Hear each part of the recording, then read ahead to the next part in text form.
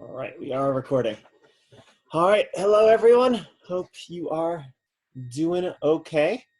In a sort of an amusing irony, so here in Colorado at least, I don't know how many of you are still here. We've got what, about 12 inches of snow so far, I think, today. So I actually would have canceled class had we actually been doing live classes because I wouldn't have been able to have left my house. So I don't know. I don't know if you want to call that a good thing about the quarantine or a bad thing about the or yet another bad thing about the quarantine. I guess it depends on your impression, your sense of it. But either way, so here's where we are for today. I think what we're going to do, we're going to see if we can finish this Bowden article today. I'm not sure if we'll be able to. We might be able to. We might have to finish it on Tuesday. Either way is fine. And this will be the sort of the last big article that is relevant for purposes of your papers. So once we have this article done, you should probably be more or less able to start your paper. I think I will just have us read the panpsychism paper just because it's fun, and why not? We can all use some fun at this point. And then we'll have a big day next week. It'll either be on Tuesday or Thursday, where there's not any reading, but all we do is just some big picture overview stuff of what we've been talking about in this unit. So I'll sort of make a big announcement because I want to encourage as many people as can at least to attend the synchronous session, because my hope is it'll be a day of you all asking questions, you all raising points, you all raising issues, you all talking, basically, rather than me needing to lecture. I mean, I've had to do a lot of lecture just to go through some of this material. But hopefully at least one of the days next week will be super sort of you all oriented, you all talking. That's the hope, that's the goal. And then from that point on, you should be able to start working on this last paper, which at least most of you need to do since very few people actually wrote the first paper. So that's my plan for the near future. And then we'll probably have 2 weeks or so left there at the end. That the last unit's just getting eaten, and that's fine. We'll just sort of sacrifice the last unit, but we'll do a little bit of stuff with it. So just maybe some more, hopefully some more fun, just sort of chatting kinds of things. A lot of you have contacted me and told me how stressed you all are and how difficult this online transition has been. I completely agree. So we'll try to have a pretty chill end of the semester in this class. That's going to be the goal. The paper is not even due during the final exam week. The paper is due before that. So, we'll try to go a little chill, a little easy. I'm going to post, I haven't had a chance to fully do the grading yet. A couple people have given me, for their presentations, some actual videos, YouTube videos for their presentations. So I'm going to make those available once I get them graded on the class website. I'll send out an announcement of that too. So hopefully you can also go look at some things that your classmates are doing.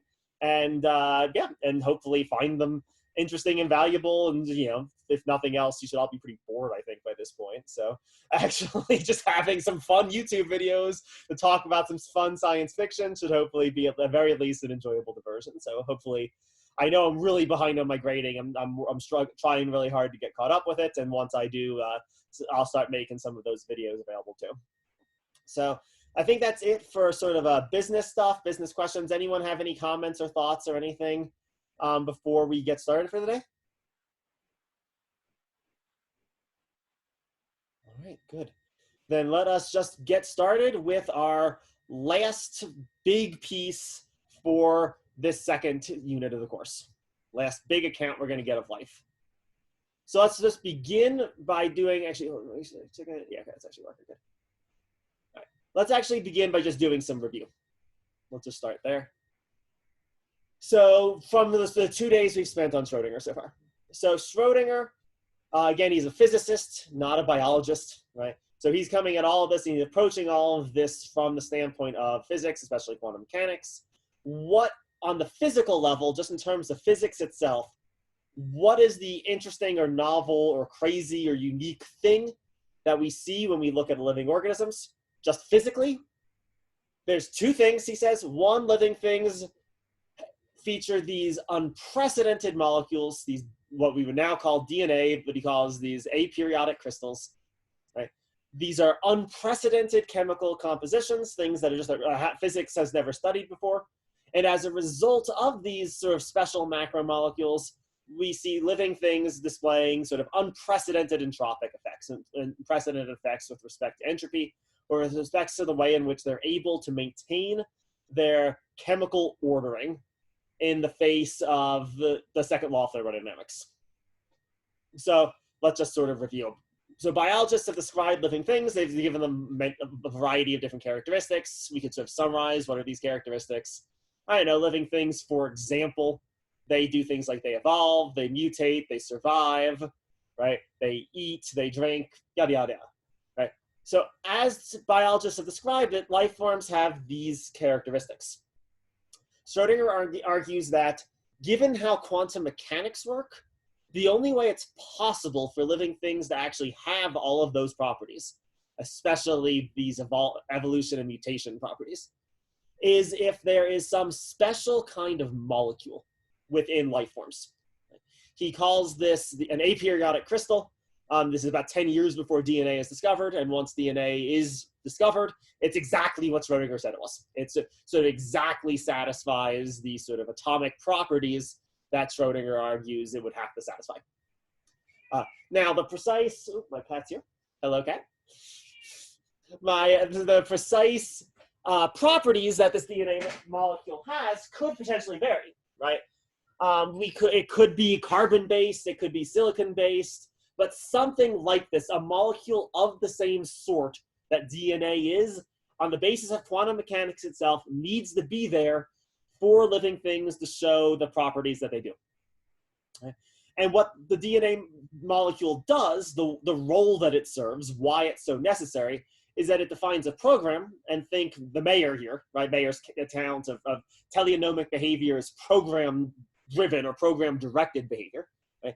The DNA molecule is needed to define this program, and what the program will do is it will govern the autocatalytic, self-catalyzing or self-maintaining chemical activities that take place within the organism. Right? So the DNA is sort of a code. The RNA sort of like executes that code using various enzymes within the cell. And so cells do what they do because they're governed by DNA, and then all of those cells together do what they do because they're governed by the DNA too, ultimately. So living things, what do they do? What is this, when we talk about this autocatalyzing, what precisely do we mean? What is this special thing that living things do? Well, living things metabolize, which Schrodinger wants to give a really strong definition of. And when we turn to the Boden later on, her third definition of metabolism is going to really closely cohere with what Schrodinger is saying. And I actually might even argue it needs what Schrodinger is saying here to actually not be a question-begging definition. So living things metabolize, which is to say they maintain their entropic levels, or they even decrease their entropic levels by leaching the negative entropy from their environment. Right? They're ordered systems, and the key thing is that these ordered systems maintain their own level of order. And they do this now not just by themselves, right? And the living things don't live in isolation. They do this by causing environmental disorder. Right? I jokingly was sort of talking about entropy vampires. Right? Life sucks order out of its environment and produces disorder everywhere it goes. Right? And on the Earth, all of this is fine. All of this is able to maintain itself because precisely of the sun. Right? The sun sort of is the thing that keeps restocking the order in the environment, right? But the sun itself is becoming more and more disordered, right? The sun itself is becoming far more disordered than it's allowing the Earth to be ordered. And then us living things on the surface of the Earth suck the order out of the environment, and then the sun replenishes it a little bit. But, you know, it's an inevitably tragic kind of circumstance. Inevitably, it's going to fail. And this might sound like a sort of poetic description. And when we read Do Androids Dream of Electronic Sheep, right? Yeah, it was a little bit of a poetic description. But Schrodinger doesn't actually intending it to be poetic at all or metaphoric at all. He means this as a literal, concrete, physically measurable. Remember, entropy is a measurable quantity in physics. This is a physically measurable account of what's going on within the chemical systems that are present within living bodies. The chemical systems themselves are doing this. They are indeed maintaining themselves. And that's why a car doesn't metabolize. A car also takes in energy from the outside, uses that energy to do a lot of stuff, right? But the car doesn't maintain its own level of entropy. It needs a mechanic for that. You don't need an external mechanic to repair you. You're repairing yourself. You're fixing disorder inside of your own body when it emerges. So someone's in the chat just asked a question. So based on Schrodinger's definition, are viruses alive? It seems like they don't, but they're not because they don't metabolize. They metabolize in the very loose sense that they are themselves basically DNA molecules, or really they're RNA molecules, right? They basically just are free floating molecules that then, what do? How do they preserve themselves, maintain themselves, reproduce themselves? They indeed parasitize other living cells. And what happens when a virus infects a cell? It destroys the cell. It causes the entropic levels of the cell to skyrocket until the cell dies, right? So yeah, you're right in that in one sense, the living thing does, viruses don't per se metabolize, at least in the normal sense, but viruses still are these DNA-like macromolecules, and they still preserve themselves by destroying other things. So it is indeed a different kind of metabolism than we normally think of when we think about life, but I think as Schrodinger's defining it, it still would actually count as a kind of metabolism, a weird one, a parasitic form of metabolism even, but that doesn't matter. It's still a form of chemical operation in which the virus preserves its entropy and causes disorder in the environment. So I hope that was a satisfactory answer to that chat question. Follow it up if you want to go with it, because it is an interesting question, I think, about the precise status of viruses on this account. All right. So living systems can only, according to Schrodinger, they can only do this evolve, mutate, survive thing because they have this DNA program. And the molecule that hosts the program is therefore responsible for these unprecedented entropic properties. And just a little aside, I didn't mention this in class last time, but so there's 3 right now accepted laws of thermodynamics. Some physicists actually think we need a 4th law. And we have physicists who think this. We need a 4th law of thermodynamics because living systems, they still just seem like they're maintaining their entropic levels in ways we can't understand, in ways that don't fully fit in with the physical picture as described by physics and as described by chemistry. Again, not that it would violate it. It's just that we have a new unprecedented thing taking place here. And so we'll need new laws to sort of account for these new behaviors. All right. So all of that was just a very big picture review of the Schrodinger piece. Any other questions, thoughts, comments about anything in that Schrodinger before we move on to some new stuff? So we've got a question. So what about things like doctors or medicine? Like I think it's a reference to that car example metaphor I used, right? So I was sort of saying cars have external mechanics that sort of repair them, right? And what do I mean by that, right? So when a car engine burns, so what's literally happening, right? It's pistons going up and down really fast, basically. And that causes various kinds of heat loss. It causes various kinds of byproducts to gunk up the works. And so that system gains entropy. It needs a mechanic to go in, clean out the engine, tune things up. And in the chat, someone's asking, what about doctors? Like, don't doctors sort of work as engineers of the body? Sometimes, occasionally, they do. But mostly what doctors actually do is help the body continue to do what it was already doing. Right? The body is already repairing itself. And the best versions of medicine are the versions that just help that process continue, right? Help that process move along. It's not to say that humans aren't mechanical, because we are. We also can benefit from the tuning of a mechanic. But even without the presence of a mechanic, our body will try to repair the damage caused by its own chemical activity in a way that cars just don't try to repair the damage to themselves caused by their own normal operations. And indeed, it's not even clear based on what we currently mean by cars, what that would even look like for a car to try to repair itself. It's just not super clear what that would look like. A car just chemically isn't that kind of thing. Our bodies are the kind of chemical thing that does indeed try to maintain itself. Now, we can also intervene like a mechanic to try to make that system happen more and more efficiently, and that's fine, right? But it's still, a doctor is not merely a mechanic, because the doctor has to be aware of the way in which the body is trying to constantly be repairing itself too, and can't be working at cross purposes with that. Whereas my engine's not trying to repair itself, so the engineer doesn't need to worry about that. That's not part of what the engineer is going to be concerned with.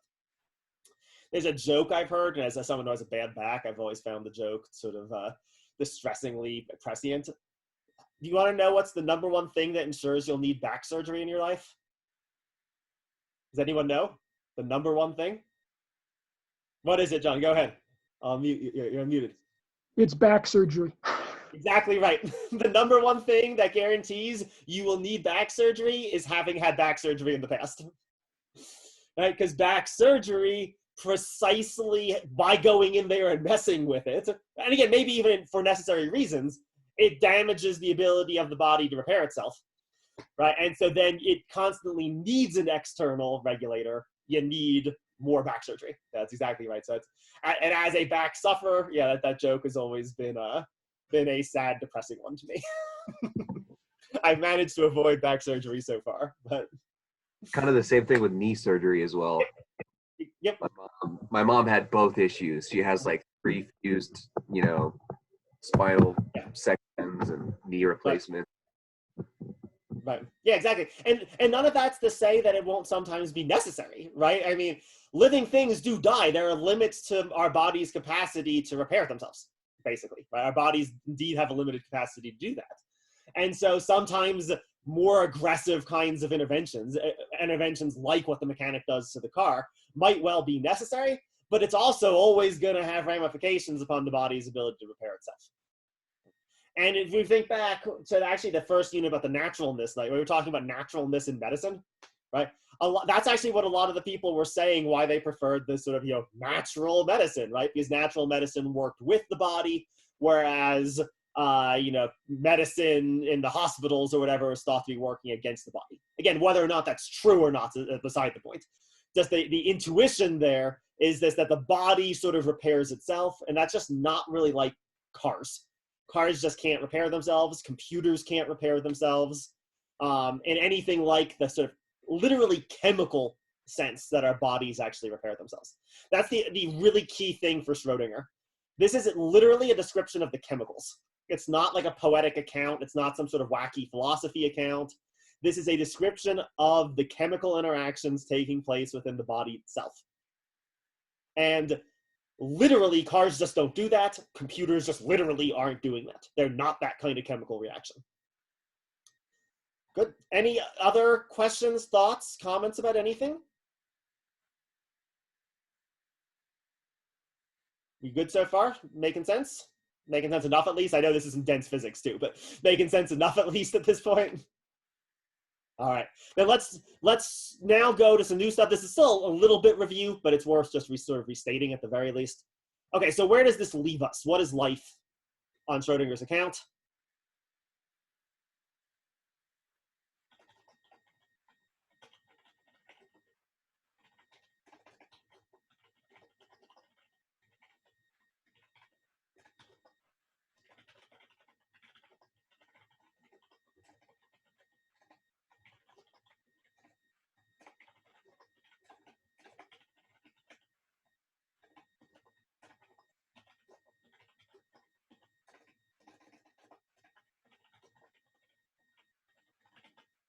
Right. On Schrodinger's account, life is a self-maintaining, and then again, what we mean by self-maintaining is something really specific. This isn't a fluffy notion. It's also, as we're going to say, this isn't a functionless notion of maintenance either. Entropically speaking, in terms of this measurable physical quantity, right? Life is a self-maintaining chemical system that is governed by DNA-like macromolecules. So this cuts out a whole bunch of stuff, right? In principle, the DNA-like macromolecule and the chemical system don't have to be carbon-based.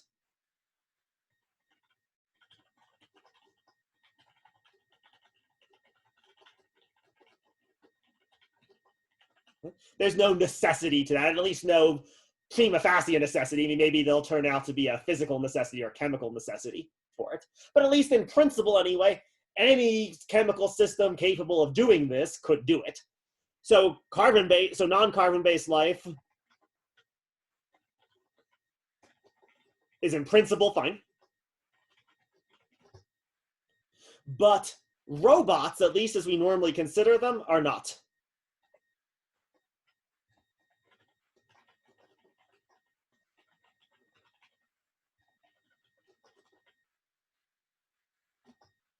And could not be life.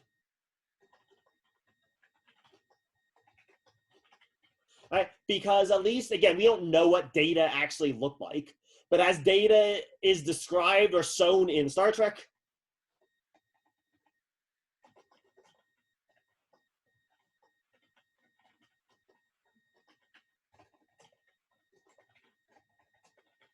he looks way closer to a computer or a car than he does one of these auto-catalyzing chemical systems.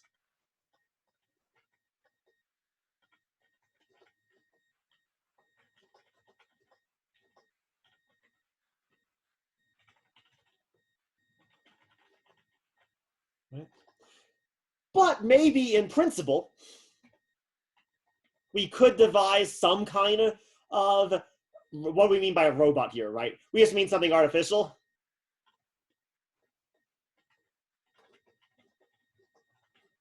Maybe some kind of artificial life form could be created, right? But it would have to really closely resemble the same kinds of chemical systems we see all around us.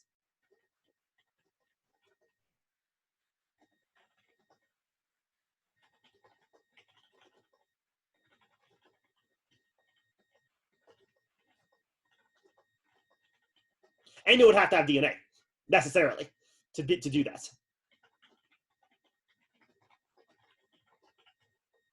Or again, something like it at least. Maybe not exactly DNA, but something very much like it at least would need to be present. So in the chat, someone's asking, so let's see, yeah, so someone's asking, how does this relate to the idea of a moral person? And indeed, it doesn't have to relate to the idea of a moral person at all. Right? Data could still well be a moral person. It's entirely possible that non-living things could be moral persons, but just not living.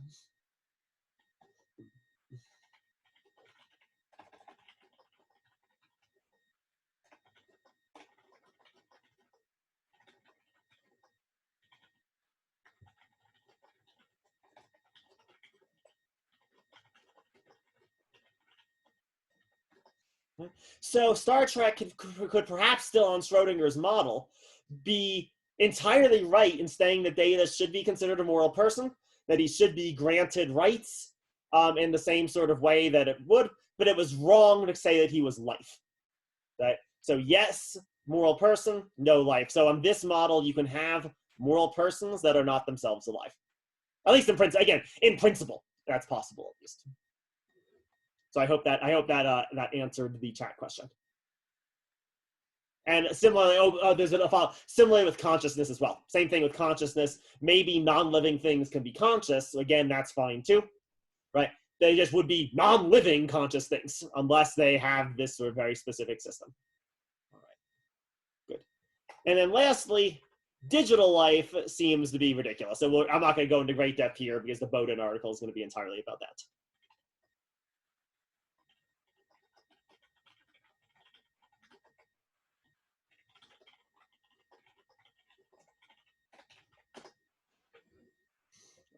And again, we'll use the Bowden to go into why digital life just seems to be completely impossible. And again, to say that it's not digital life, to say that the holographic doctor, for example, isn't alive, doesn't mean that the holographic doctor is not a moral person or that he's not conscious or anything like that. It's just he's not alive. Right? He might well be other really important things too, just not a life form. And we got another chat question. And someone's asking, so if it's conscious or moral, then why would we question it? Well, we question it almost just because if we were doing biology, nothing we learn about data will help us do biology. That's almost sort of why does all of this stuff matter, right? Data is not going to tell us anything about how biology works or how living systems work. Neither is digital life forms going to tell us anything about digital quote-unquote life forms, the things that aren't really life forms. They're not going to help with biology. Right? They might matter if we're doing ethics. If we're doing ethics, we might need to consider those things. But not when we're doing biology. Biology is just not going to help us. We'd need some other kind of science to talk about how data works. A field of robotics. Or a different kind of science to talk about how the sort of digital life simulations that Bowden's going to describe, how they work. Maybe that would be computer sciences. But it's not biology. So I hope that helps show a little bit why does this life question matter.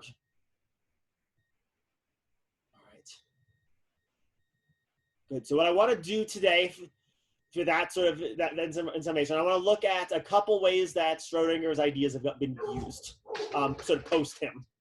Oh, and my dog is going to bark, so I hope no one heard that, or I hope it wasn't too disruptive at least. Right. So two things I'm going to briefly discuss the Kaufman piece. The Kaufman piece is incredibly dense, and it wasn't worth doing a daily assignment on, so I didn't assign it on it. And we'll just go over the brief upshots of it really fast, actually. And then I want to mostly talk about the Bowden today. We'll see if we finish the Bowden. If not, we'll continue it on Tuesday, and we'll be fine either way. So let's consider another candidate that we haven't actually talked about yet. Let's talk about sludge monsters.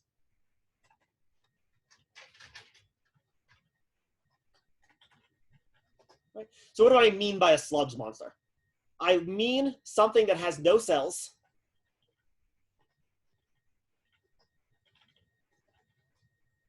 but is a chemical puddle, in effect, that continually does life processes despite not having any sort of cellular structure.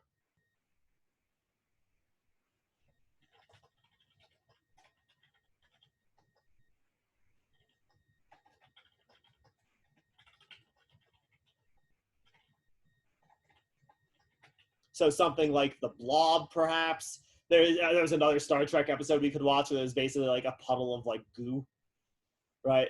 Things of that sort, things that wouldn't actually, like something like the Blob, exactly, like something that's not a cellular organism. Actually, organism might not even be the right word, because what organism actually literally means is has organs. It's actually the literal definition of an organism. I'm literally talking about a pile of chemicals that move around, eat stuff, that self-maintain. Right? And importantly, this pile of chemicals wouldn't have DNA, right? I mean, that's what it means to say that it's a pile of chemicals.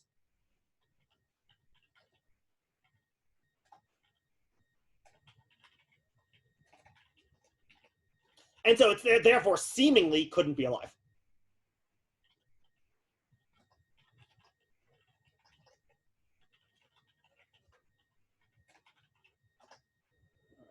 Got a chat question for a second? Oh, flubber. Perfect. Flubber is another great example. Yeah, exactly. Flubber is another great example.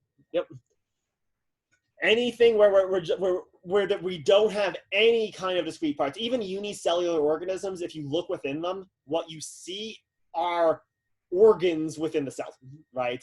Mitochondria, various sorts of things. So I'm talking about a completely undifferentiated just pile of chemical goo moving about. So on Schrodinger's account, it seems like the answer is no, this can't be alive. This seems to be impossible. But Kaufman wants to actually argue, hold on a second, maybe Schrodinger was wrong in one very narrow regard. So in that article, and again, that article is really complicated, so we're not going to go through it piece by piece. Kaufman actually argues that Schrodinger might have been wrong, and there might be other ways on the basis of quantum mechanics to get the same entropic effects that Schrodinger is describing.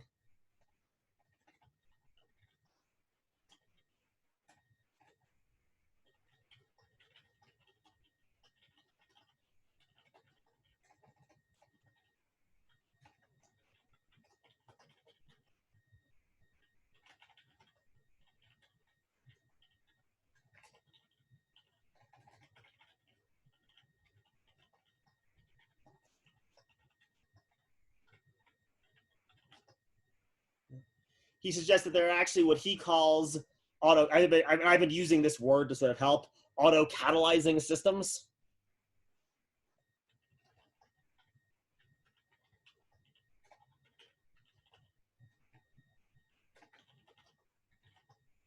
That go from disorder to order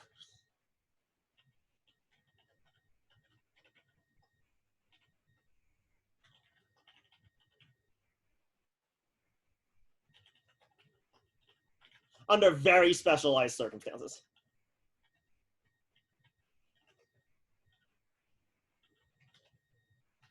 And so what he has in mind here, and again, we're not going to go into any sort of great detail. I just wanted to introduce this idea to you because it's kind of cool. The idea here is just that there are indeed chemical processes that if you have enough of them, so let's say, you need a pretty large number. So like, let's say you got, I don't know, I think the minimum is something like 500. You have got 500 different chemicals sitting in a vat.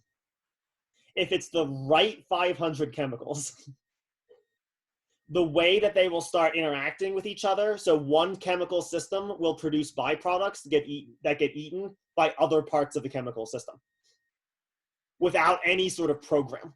So what Kauffman is in effect calling into question is the necessity of a program.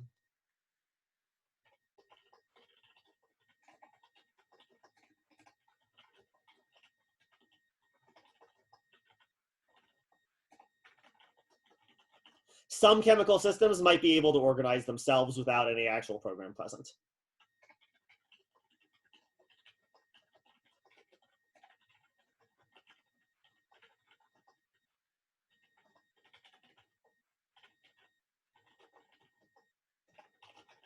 And then once they do so, they will indeed also show the same entropic properties.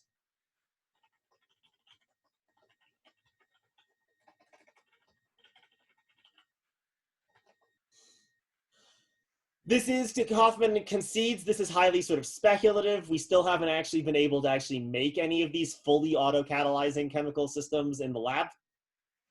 We've gotten pretty close though, and he thinks that at least it's in principle possible to do so. And if it could happen, then Schrodinger was wrong on the very narrow point that DNA was necessary for this.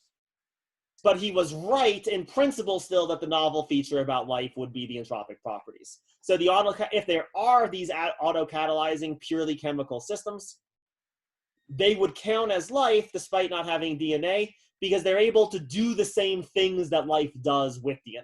They're able to maintain their entropic levels in the same way that living things do without relying upon a program. So everything in that Kauffman piece was highly speculative. He's not even sure that this is right.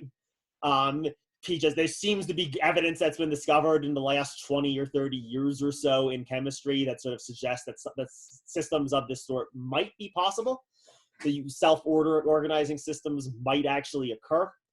So that's just an interesting possibility, at least. If he is right, sludge monsters are in fact possible on the Schrodinger account. And indeed, the important thing is it also sort of fits with other things too, because these autocatalyzing systems would actually, in principle, be able to evolve based on environmental stimulus as well.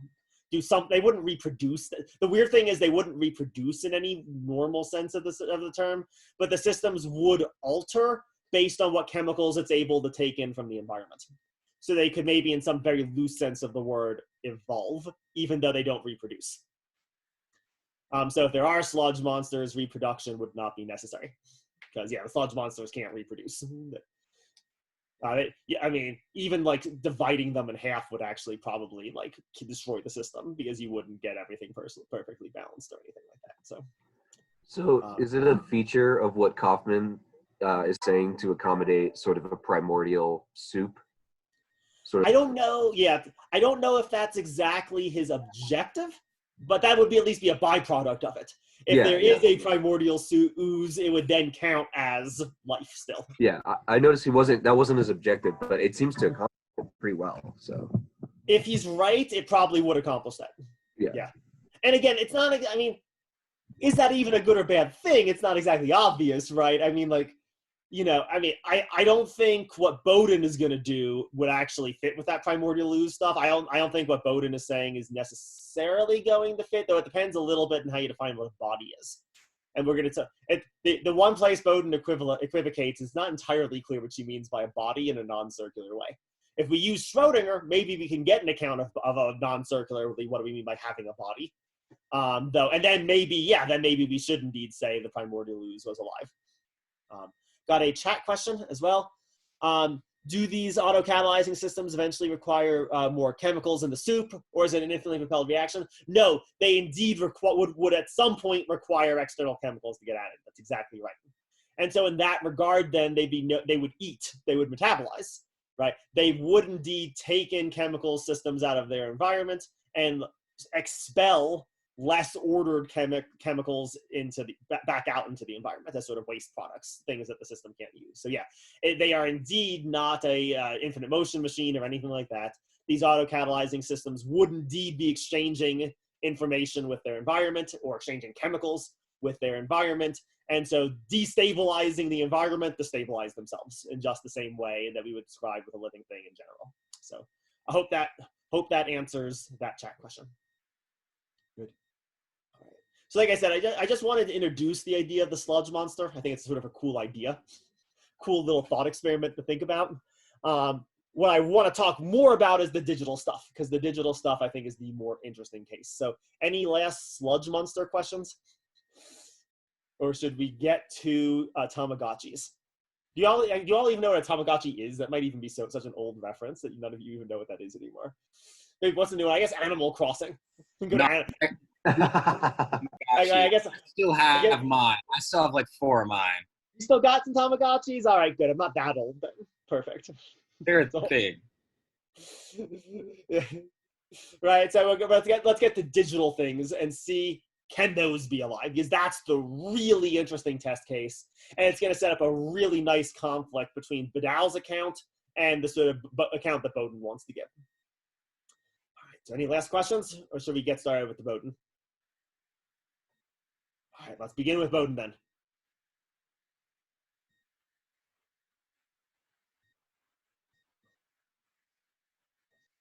All right.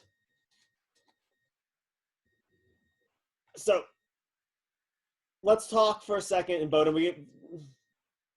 She is a philosopher, just like Badal was, so that's why there's a really good debate between the two of them, because they're both philosophers. Biologists don't really debate in the same way, right? Philosophers are the ones who just really get into it with one another. And someone's saying, it's talking about, like, this article made them think about Cortana. Yeah, from Halo, yeah, exactly right. Cortana would be another excellent example of the kind of thing that we're talking about here. And ultimately, Bowden is going to say, yeah, it can't be alive. Cortana, maybe, again, could be a moral person, but not a life form. So she's a philosopher. She's, in the same way that I am, relying upon the secondhand report of all the good biologists out there, because we are not capable of doing the biology itself. Bowden begins, she wants to distinguish between, and we've seen this talk before, but I want to really formally define it now. Functionalist, you need to distinguish a functionalist definition of life versus a materialist definition of life.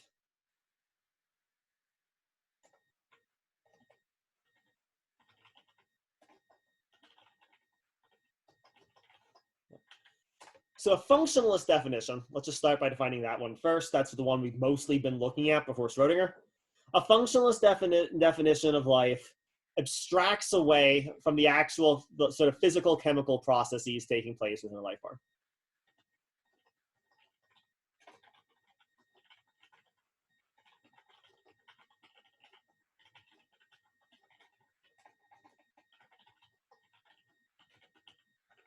There are indeed, so these functionalists, they don't deny that there are these physical chemical processes. They're just unconcerned with them.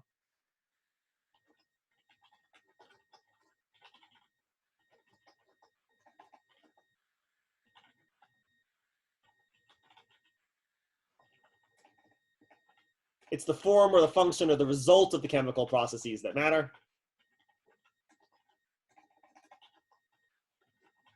Not the processes themselves. And so for an example of this, she uses Badal, actually, as an example.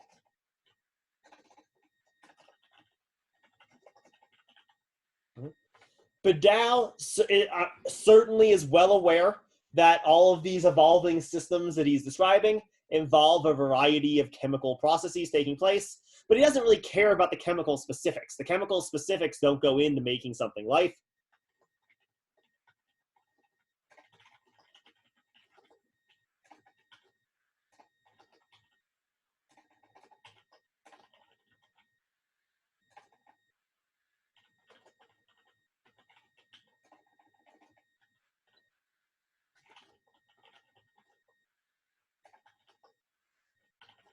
What those subtly adapting systems are made out of doesn't matter.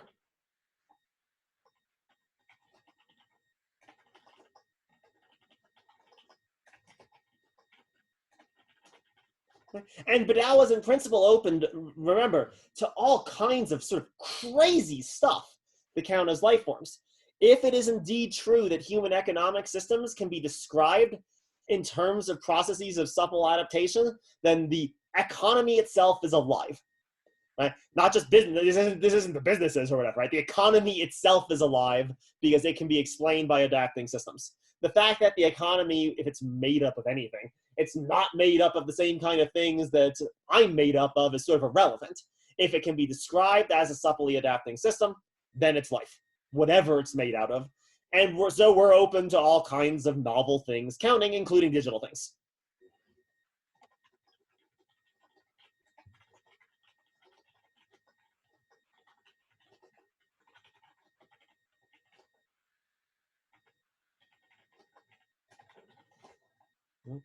A materialist definition of life, on the other hand, is going to argue that no, you can't understand what life is unless you can really concretely describe what's going on this physical chemical level.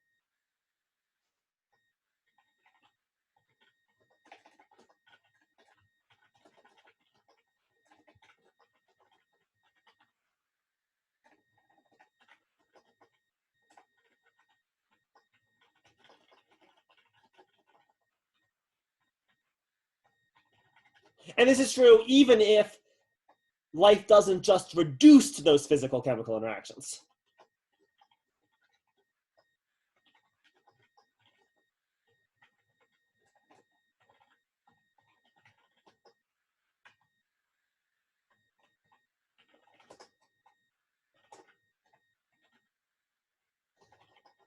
And the functionalist stuff matters too. It's just that we can't, so the materialist view isn't denying that there are these sort of like functional properties of life. It's just saying that even if there are these functional properties of life, there's also material properties of life, and you won't understand life unless you also understand the material properties. I thought there was a pretty decent quote from her. This is on page 250 about the functionalists.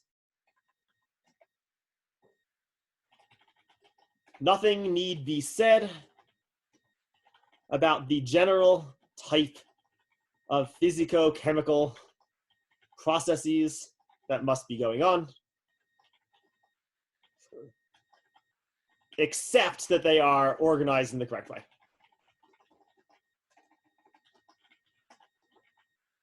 Right, so all I care about is the form. I don't care at all about the matter and a sort of material description. Whereas, again, for the materialist, it's not that the formal stuff doesn't matter, but the material stuff matters too.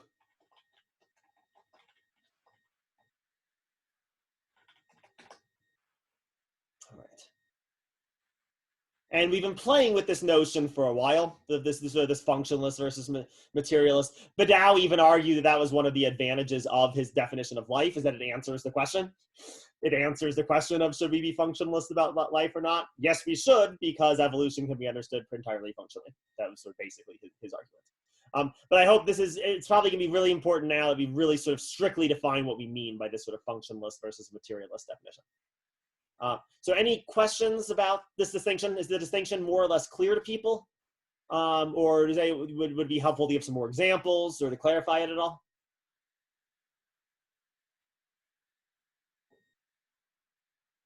All right, I'll go from the assumption then that this distinction is clear enough at least. So let's see actually, here we go, we got a chat question. So let's do some more examples of it, sure.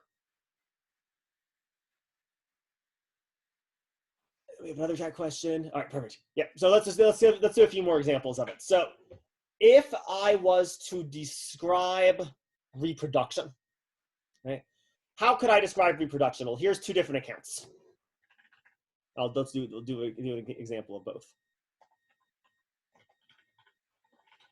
If reproduction is entirely a functionalist concept, then to explain reproduction, I won't need to actually describe the physical processes involved with it at all. So how can I define reproduction in a functionalist way?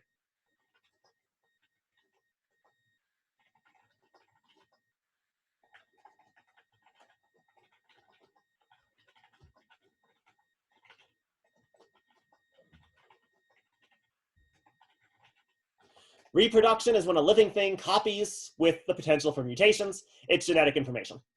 This is a purely functionalist definition of life. Not life, sorry, reproduction. I don't need to make reference to anything specific about how this is taking place. It's just anytime you've got living things copying their genetic information, you've got an example of reproduction. I'm not actually going to be able to give a fully adequate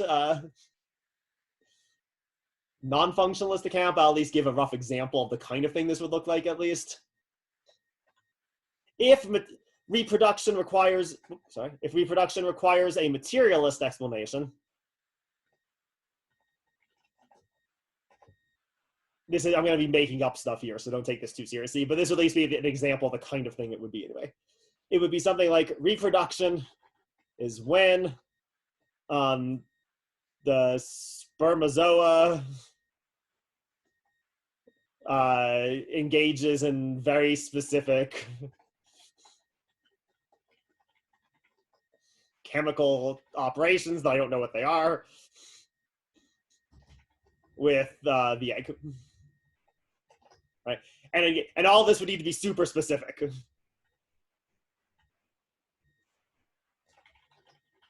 I can't actually give the details, but we very specific.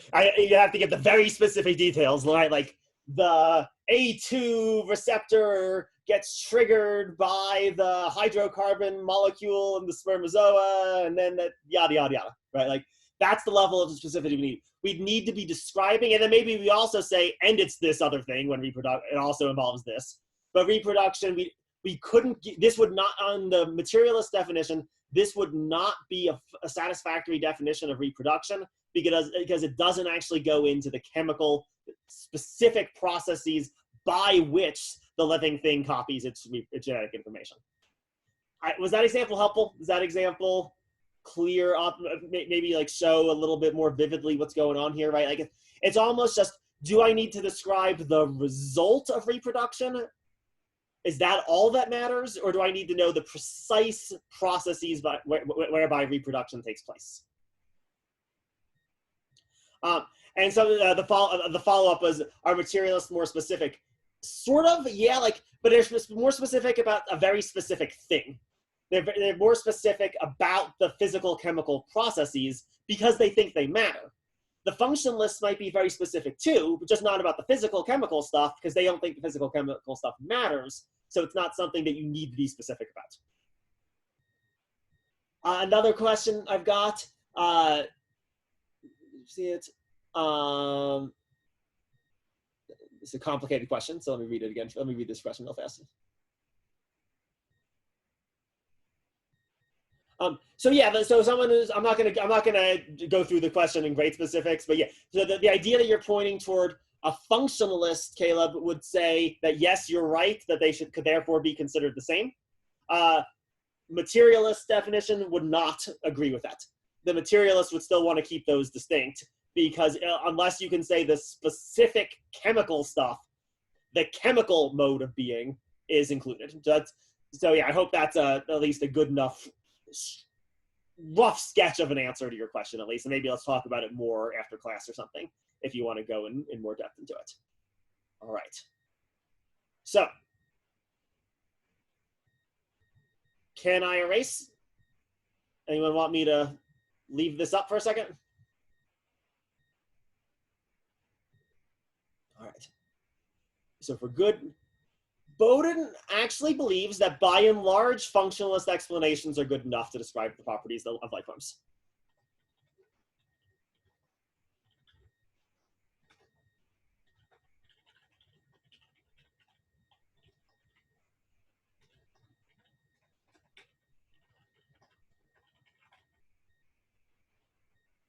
For example, in terms of those two different accounts of reproduction that I just gave, she actually thinks the functionalist definition of reproduction is entirely adequate. It's good enough. It does a perfect job of capturing what reproduction is. There's one exception, however.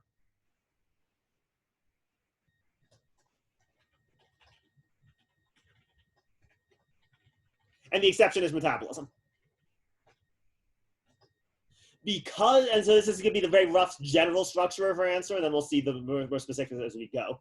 But the rough general reason why she thinks metabolism is different metabolism is a description of a specific physical chemical process.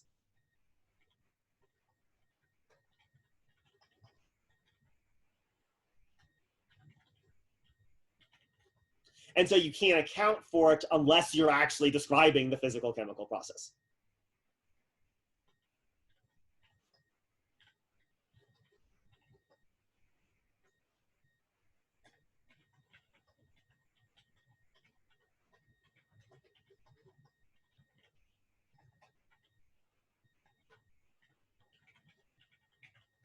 So we're going to need her to justify this claim, because right now, again, this is just a rough sketch of the answer. We're going to need to justify this claim because why is reproduction not a physical chemical process, whereas metabolism is? What's the difference? We're going to need to see the difference, and Schrodinger will help us. She doesn't really use Schrodinger. I think it's a mistake on her part. I think actually Schrodinger would make the point that she's making way clearer. So I'm going to use Schrodinger on her behalf to make the point a little bit clearer. But this is the rough sketch of the kind of answer. And why no digital life?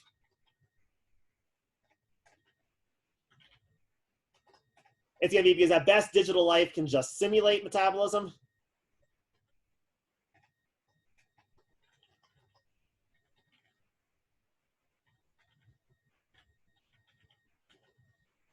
They don't actually undergo the physical chemical process.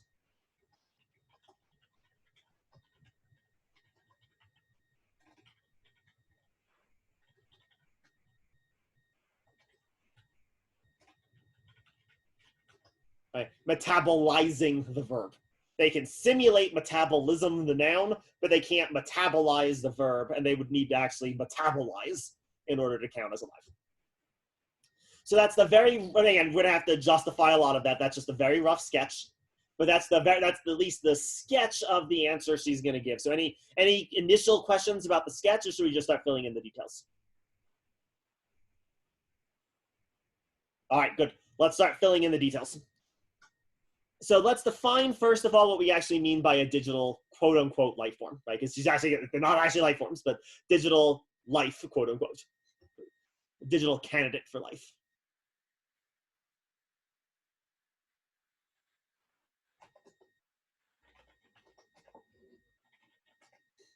So what is this? A digital creature, all right? It's something that exists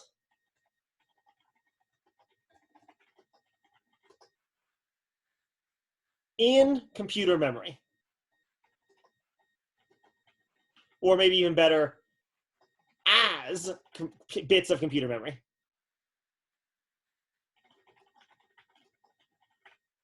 Right? So is digital life physical? Sure, it has a physical correlate.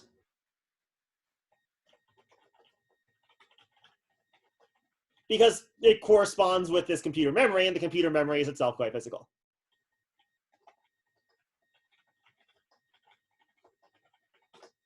Right. There are indeed examples that she thinks of people who have claimed that they have created digital life forms.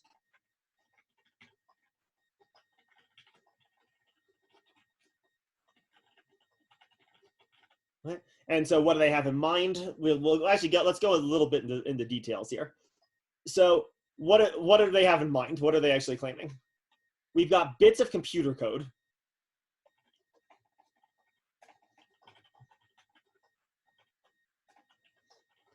That have a variety of different characteristics. So they are programmed to self-replicate, to spontaneously mutate occasionally when they replicate.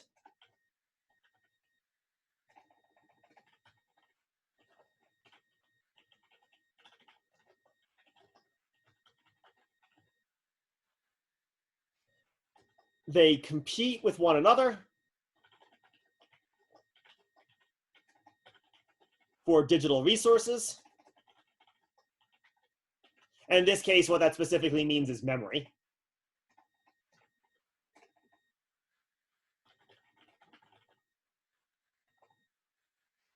And lastly, they therefore evolve.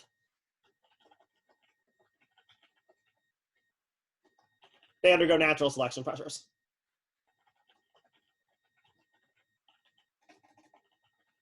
Right? the code and the code mutation that is best capable of surviving within the digital quote unquote environment are the ones that are able to replicate. The code that is not able to compete for memory resources will indeed die off, right? The code just won't be able to replicate itself and won't be able to maintain its little share of memory. It'll get kicked out, so to speak, of its memory space, and so therefore die, quote unquote. All right. And so someone's asking here, by compete for digital resources, does that mean something like halt and catch fire? For example, that would be an example. It can also just literally be occupying memory space. That can be an example. And indeed, it can literally actually mean not having your code like basically like parasitically eaten by some other code. What actually has happened when people have run these simulations is you get all kinds of bizarre, unexpected programs start to emerge.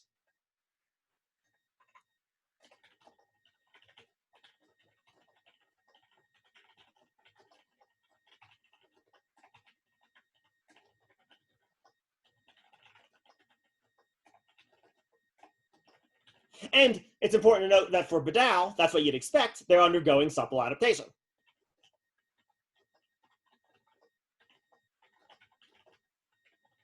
So here's an example. This is the example that Bowden gives. One example of natural selection sort of in action.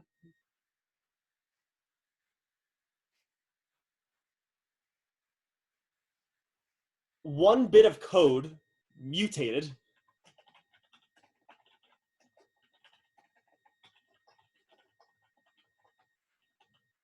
and it mutated in such a way that it lost its ability to replicate.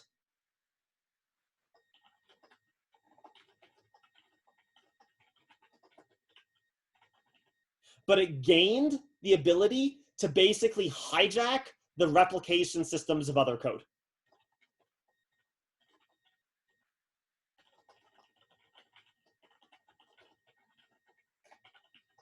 And force that code to make copies of it.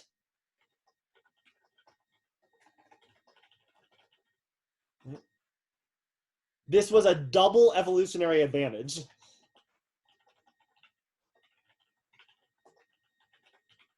It prevented its competitor from reproducing.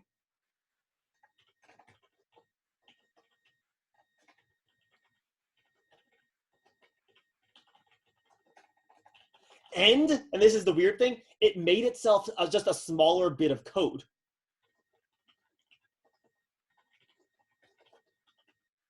And since it was smaller, it needed less memory to survive.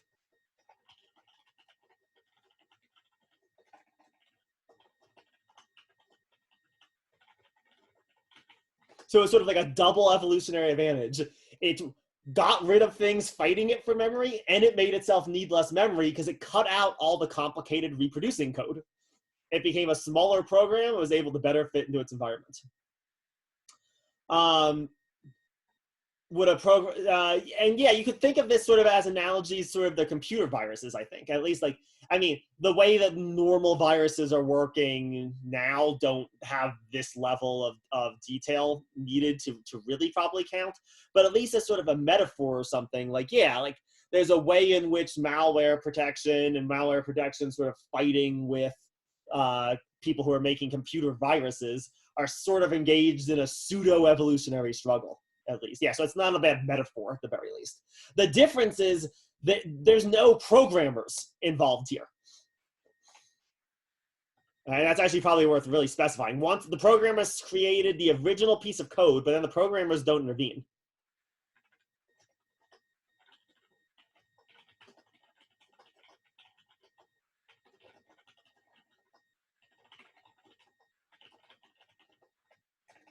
Once the programmers got it started, everything else happens, quote unquote, randomly.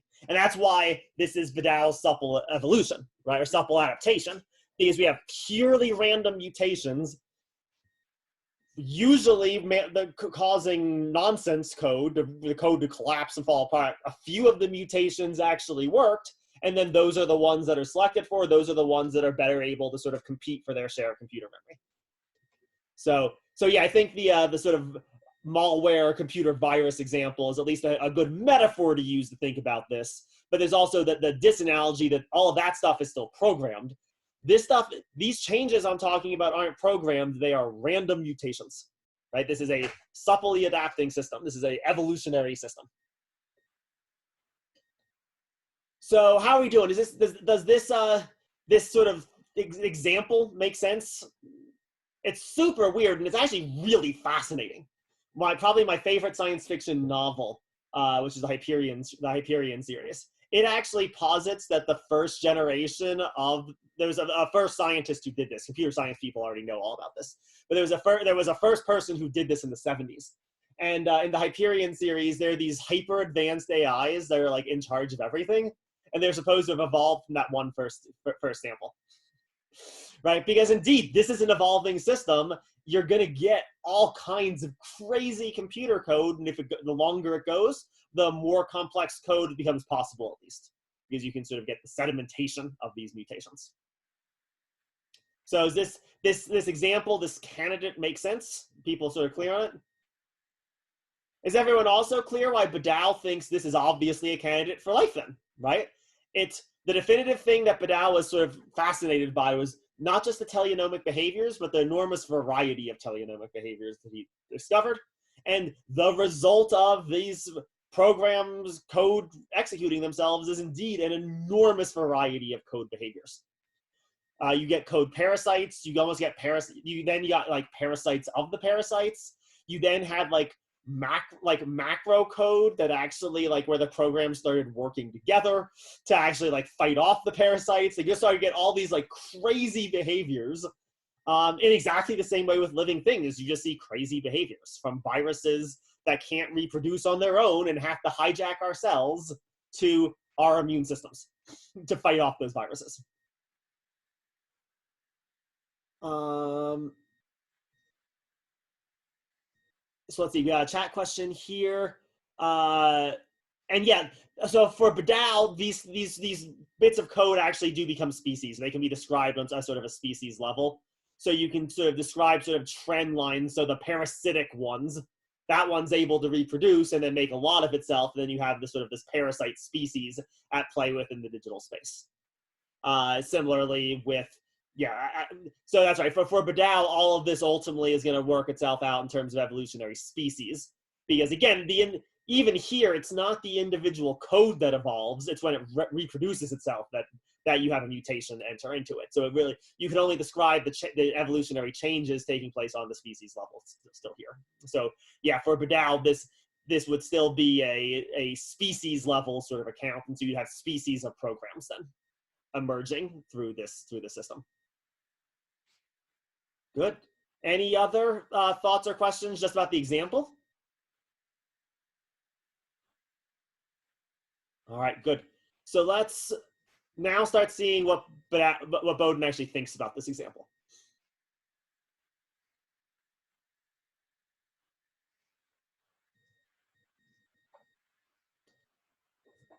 All right.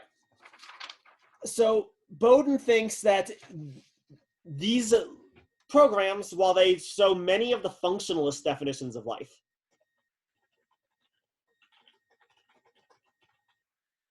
or let's say, I don't even say so, they satisfy.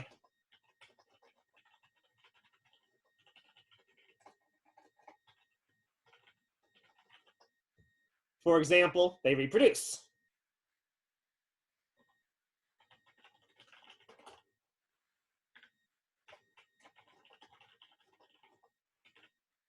Right? They exchange their quote-unquote genetic information. Right? And we don't need to worry about the specific chemical interactions. The fact that they don't reproduce in a way that in any sense resembles how I reproduce is beside the point, because the specific mechanics by which I reproduce has nothing to do with what reproduction itself is. It lives up to the functionalist definition that we just talked about of reproduction, so we can say they reproduce.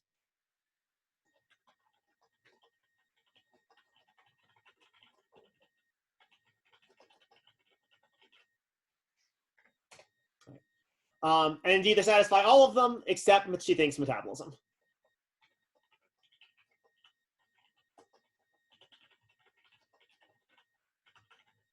And it's because she doesn't think functionalist metabolism, definitions of metabolism actually works.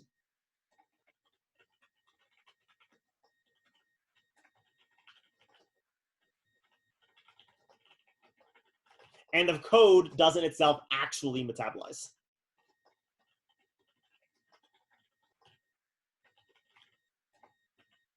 Right? At best, it just simulates it.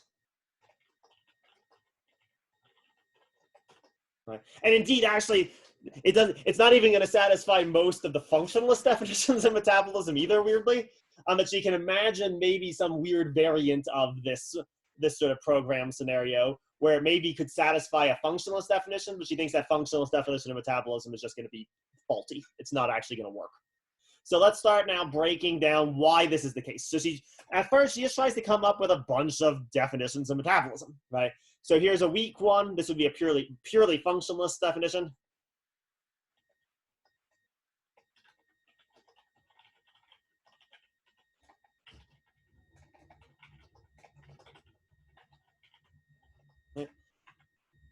Something metabolizes if it is dependent upon energy for its existence.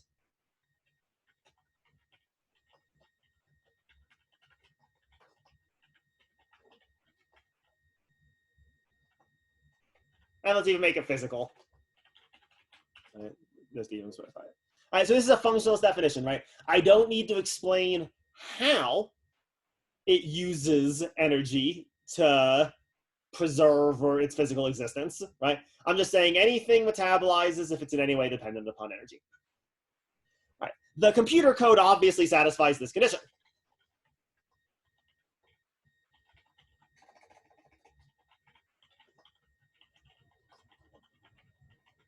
Right?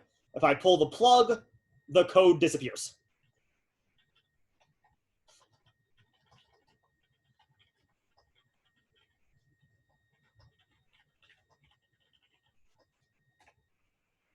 Right?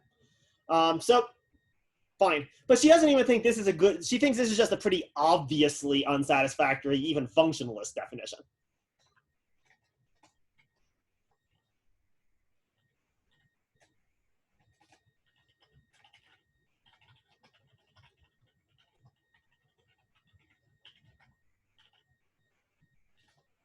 Because there's all kinds of things that are dependent upon energy that no one has ever been tempted to call alive. For example, this is a volcano.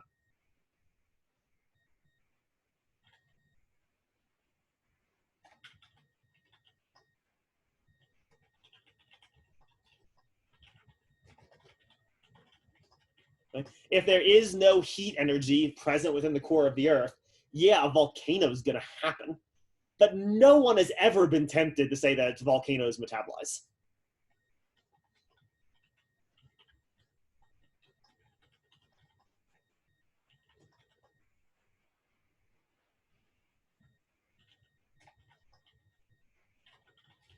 We can also perhaps point to the sun here as another example.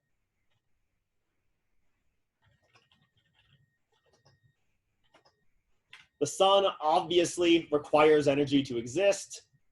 If you somehow took all the energy out of the sun, it's not even clear what that would mean, but if you somehow took all the energy out of the sun, yeah, there'd be no more sun. But again, like we were talking about with Schrodinger, no one would say that the sun is metabolizing, right? These systems, if we put this in entropic terms,